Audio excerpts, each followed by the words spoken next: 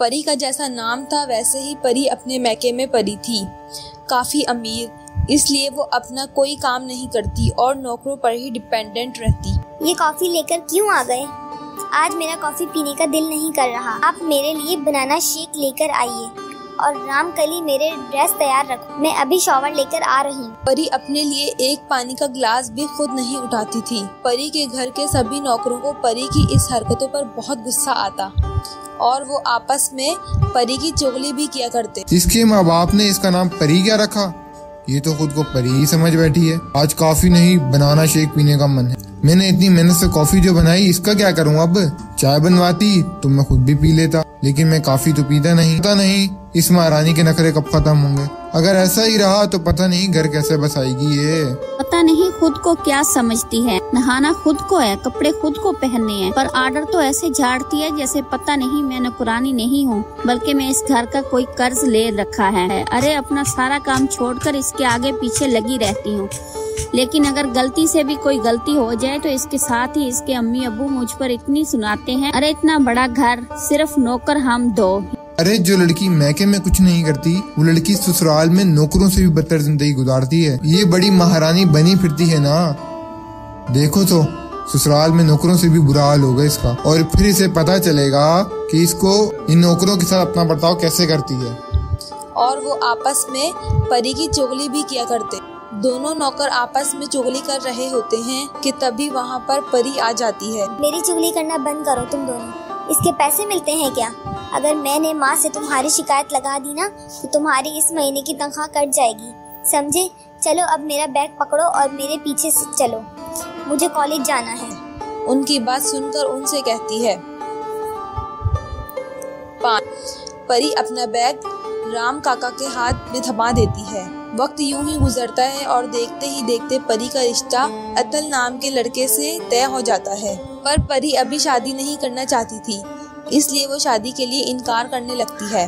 अभी मेरे किसी भी दोस्त की शादी नहीं हुई, मुझे भी शादी नहीं करनी।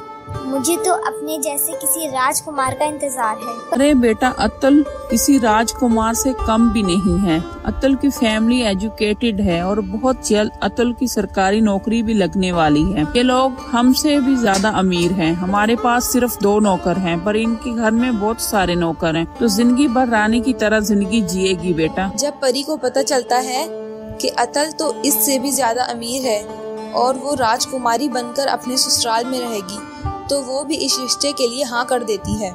बहुत जल्द परी की शादी अतुल से हो जाती है। शादी के बाद परी की जिंदगी में सब कुछ अच्छा चल रहा होता है। अफसोस अतुल की सरकारी नौकरी नहीं लग पाती, जिस वजह से अतुल की फैमिली अतुल को खरी खोटी सुनाने लगती है। मेरे सारे बच्चे कामयाब हो गए, पर एक लड़के पर इतना पैसा खर्च करने के बाद भी ये लड़का कामयाब नहीं हुआ। इससे तो अच्छा मैं किसी नौकर पर इतने पैसे खर्च कर देती। अरे वो जिंदगी भर मेरे सेवा तो करता, पता नहीं कौन सी घड़ी में ये पैदा हो गया। माँ, नौकरी तो नौकरी होती है ना। मैं तो फारिग नहीं बैठ रहा हूँ, कारी ना सही तो प्राइवेट नौकरी तो ढूंढ रहा हूँ ना मैं। ठीक है, जिस दिन तो महीने का 1 लाख कमाकर मेरे हाथों में रखेगा, इस दिन आकर मुझसे बात करना। जब तक तू काम नहीं करेगा तब तक तेरा और तेरी बीवी का खर्चा मैं नहीं उठाने वाली। तुम दोनों मियाँ बीवी अपने बारे में खुद सोचो कि कैसे अपनी जिंदगी जियो। अर्चना अतुल से इतनी ज्यादा नाराज होती है कि वो अतुल के साथ बेगानों की तरह बर्ताव करती है।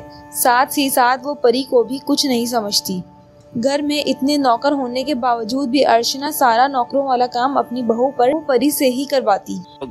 बहू घर में ज्यादा लोग नहीं है, इसलिए मुझे ज्यादा नौकर की जरूरत नहीं, तो मैंने खुद नौकरों की छुट्टी कर दी। इसलिए इनकी जगह अब से तू ही काम करेगी। जा अब जाकर किचन संभाल और सबके लिए खाना बना। पर मुझे खाना तो बनाना आता ही नहीं। मैंने अपने मैके में कभी भी रसोई में कदम नहीं रखा। मम्मी जी, मैं खाना कैसे नहीं आता तो सीख ले बहू। जो तूने अपने मेके में नहीं किया वो सब ससुराल में तो करना ही होगा। फूलमती, इसे घर के सारे काम सिखा दे, खाना बनाने से लेकर झाड़ू पोछा तक। अब से हर छोटे बड़े काम मेरी बहू परी ही करेगी। अर्चना अपनी बहू के साथ इतना बुरा बर्ताव करती है कि परी अपनी सास के सामने कुछ नहीं बोल पाती और फूलमती अब परी को घर के सारे काम सिखाती है। जिस परी ने कभी अपने लिए एक पानी का गिलास भी खुद नहीं निकाला, वो आज सबको खाना बनाकर खिलाती है। बहू काम पर सही से ध्यान क्यों नहीं लगाती? देख मेरे कमरे में मेरे कपड़े रखे हैं, इन्हें धो दे और धोने के बाद बाजार चली जाना। कल से फूलमती भी काम पर नहीं आएगी, तो अब से मार्केट से सारा सामान भी तुम्हें ही लाना होगा। परी अपनी सास के सामने कुछ नहीं बोल पाती और चुपचाप इसकी सारी बात मान लेती है। परी की हालत किसी नौकर से कम नहीं होती। घर वाले भी परी के साथ नौकरों की तरह बर्ताव करते हैं। बुरा कहती थी, आज इसके ससुराल वाले इसकी गलती पर भला बुरा कहते हैं। ऐसे ही एक दिन परी बर्तन धो रही होती है और गलती से इससे कुछ कप टूट जाते हैं। अरे बहू रानी, जौहर तो तुम्हारा काम करता नहीं, तुम हो कि आए दिन इस घर का नुकसान करती रहती हो। वो तो शुक्र मनाओ कि मैं तुम्हें 2 वक्त की रोटी भी खाने को देती हूँ। अगर तुम मेरी बहू ना होती ना तो शायद मैं तुझे इस घर में रहने और खाने में ना देती। जिस पर अर्चना परी को भला बुरा सुनाने लगती है। अर्चना परी को भला बुरा सुनाई रही होती है कि तभी वहाँ अतल आ जाता है और अपनी बीवी के साथ इतना बुरा बर्ताव होता देखकर बर्दाश्त नहीं कर पाता और अपनी माँ से कहता है, अपने बच्चों के साथ ऐसा बर्ताव नहीं करती जैसा आप मेरे साथ, मेरा और मेरी बीवी के साथ बेहद बर्ताव कर रही हैं। आप ऐसा इसलिए कर रही हो क्योंकि मेरी सरकारी नौकरी नहीं लगी, पर अब मैं और मेरी बीवी आपके गुलाम बनकर नहीं रहेंगे। चलो परी, जब तुम्हें खुद नौकरों की तरह काम करना है, दूसरों की नौकरी क्यों करना? अरे तू ले जाना, क्यों सांप की तरह हमारे घर पर छाता सराय बैठा है और क्यों हमारे सीने पर मूंग गिल कर रहा है? अगर तुझे अपनी बीवी और खुद की इज्जत की इतनी पड़ी होती ना तो तू सरकारी नौकरी करता, ना कि प्राइवेट नौकरी के पीछे इस तरह दर दर की ठोकरें खा रहा होता। रही हैं। आप ऐसा इसलिए कर रही हो क्योंकि मेरी सरकारी नौकरी नहीं लगी, पर अब मैं और मेरी बीवी आपके गुलाम बनकर नहीं रहेंगे। चलो परी, जब तुम्हें खुद नौकरों की तरह काम करना है, दूसरों की नौकरी क्यों करना? परी की ऐसी हालत नहीं देख पाता और बीवी के साथ अपना घर छोड़ देता है। घर छोड़ने के बाद परी और अतल एक छोटे से किराए के घर में रहते हैं, जहां अतल 20,000 की प्राइवेट नौकरी करता है, तो वहीं परी अकेले ही पूरा घर संभालती है। सही कहते हैं, इंसान कितने ही ऐशो आराम में क्यों न रहे, पर जब खुद पर आती है तो वो सब कुछ करना सीख ही जाता है।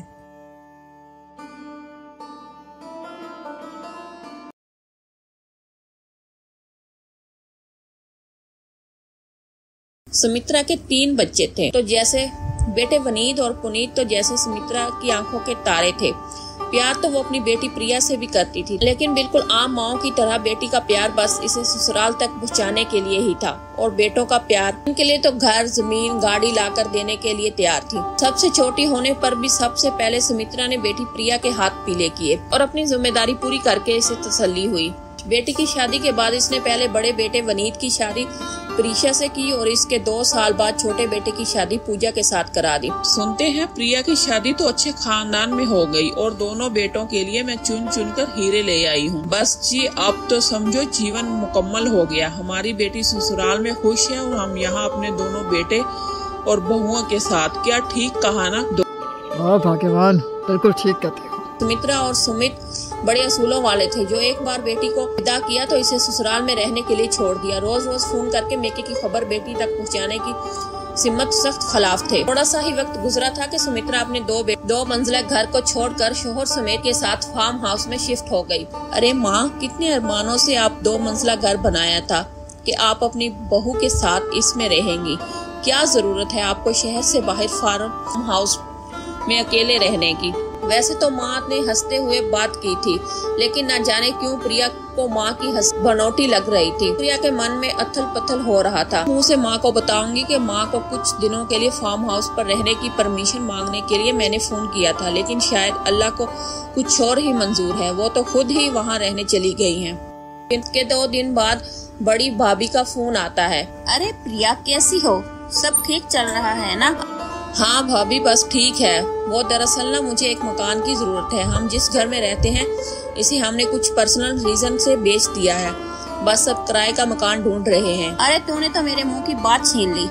माँ बाबूजी अब अपने फार्म हाउस में शिफ्ट हो गए हैं, इसलिए ऊपर की मंजिल बिल्कुल खाली पड़ी है। तेरी छोटी भाभी तो कब से पीछे पड़ी हुई है कि माँ बाबूजी के बिना घर काटने को आता है।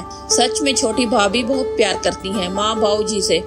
अच्छा, ऐसे कैसे? मम्मी पापा घर छोड़कर चले गए, आप दोनों ने रोका नहीं इन्हें? बताऊं प्रिया, छोटी ने तो माँ बाबूजी के जाने के बाद कई दिनों तक खाना भी नहीं खाया। हमने तो इन्हें रोकने के लिए खूब मनाया, लेकिन इन दोनों ने तो एक बार कसम खा ली तो खा ली, तो वो घर छोड़कर ही माने। क्या कह सकते हैं, माँ बाबूजी को थोड़ी प्राइवेसी चाहिए। बट छोटी भाभी ठीक ही कह रही है, माँ पापा नहीं है तो एक फ्लोर खाली होगा। आप लोग देखो कोई अच्छा किराएदार मिल जाए। मैं भी देख रही हूँ 20,000 तक कोई मकान मिल जाए तो जल्दी से शिफ्ट हो जाऊँ। नन की बात सुनकर बड़ी भाभी बात गोल गोल घुमाकर फोन रख देती है। बड़ी चालू है ये प्रिया। जैसे ही इसे पता चला कि मैं किराएदार ढूंढ रही हूँ तो अपने लिए मकान ढूंढने का रोना रोने लगी। मैं क्या बेवकूफ हूँ जो अपनी नन को घर किराए पर दूंगी। बाबा रिश्तेदारी से तो दूर ही भले है। तो बड़ी भाभी को जल्द ही किराएदार मिल जाता है जो पूरे 18,000 में ऊपर का फ्लोर किराए पर लेने को राजी हो जाता है। भाभी आजकल सीधे होने का ना कोई फायदा नहीं है। मैं तो कहती हूँ पहले ही दिन रेंट एग्रीमेंट करके कागज किराएदार के मुंह पर मार दो। इससे हमारी भी पूरी सेफ्टी रहेगी और एडवांस में किराया भी मिलेगा हमें। सही बोल रही हो छोटी। ऐसा करते हैं 3 महीने का एग्रीमेंट कर लेते हैं, बाद में आगे भी बढ़ा लेंगे। किराएदार के साथ 3 महीने का एग्रीमेंट करके वर्षा और पूजा बहुत खुश थी। अब तो घर बैठे 18,000 इनकी जेब में आने वाले थे।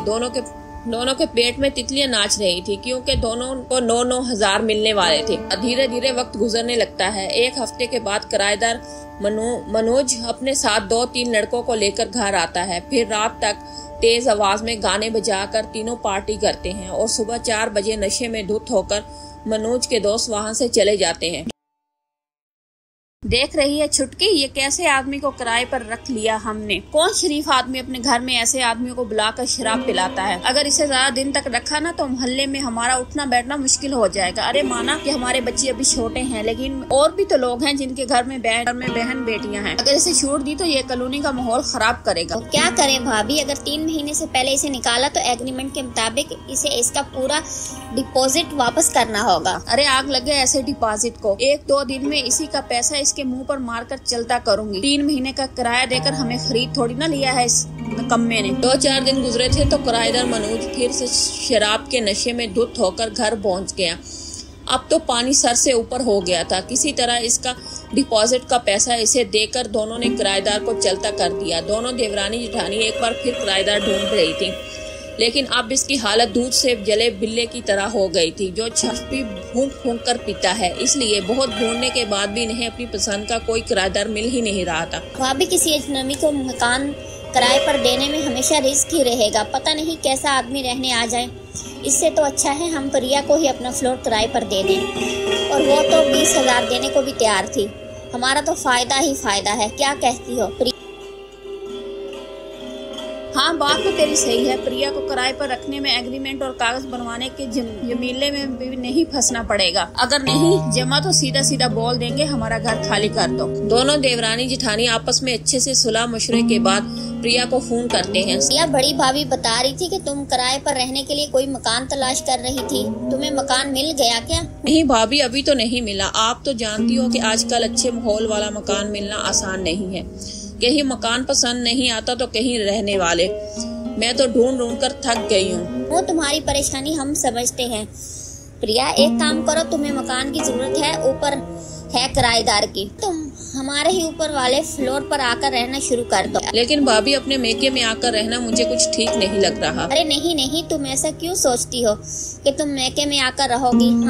हम तुम पर कोई एहसान थोड़ी ना कर रहे हैं। तुम तो बस एक किराएदार की तरह आकर यहाँ रहोगी। जैसे तू कहीं और किराया देगी वैसे ही हमें दे देना। हम मुतमईन रहेंगे कि अच्छे लोग हमारे ऊपर वाले फ्लोर पर रह रहे हैं। अच्छा भाभी, आप इतना कह रही हैं तो ठीक है, जैसा आप कहें। मैं आ जाती हूँ, लेकिन अभी से बता देती हूँ मैं 20,000 से ज्यादा नहीं दे पाऊंगी। नहीं प्रिया, घर की बात है। 2-4 हजार रुपए कम ज्यादा हो भी जाए तो कोई फर्क नहीं पड़ता। भाभी की बात सुनकर नंद अपनी फैमिली को लेकर ऊपर वाले फ्लोर पर रहने के लिए आ जाती। शुरू में सब बढ़िया चलता है। दोनों भाभियां भी बड़ी मुतमिन थी कि अब किराएदार से होने वाली खिच से भी छुटकारा मिल गया। लेकिन क्या वाकई ऐसा होने वाला था? कहीं ऐसा तो नहीं कि नंद को अपना घर किराए पर देकर वर्षा और पूजा से भूल हो गई हो। अगर इनसे भूल हो गई तो क्या कीमत चुकानी होगी। दोनों को की गलती के सारे सवालों के जवाब जानने के लिए देखना न भूलिए किराएदार नंद पार्ट 2।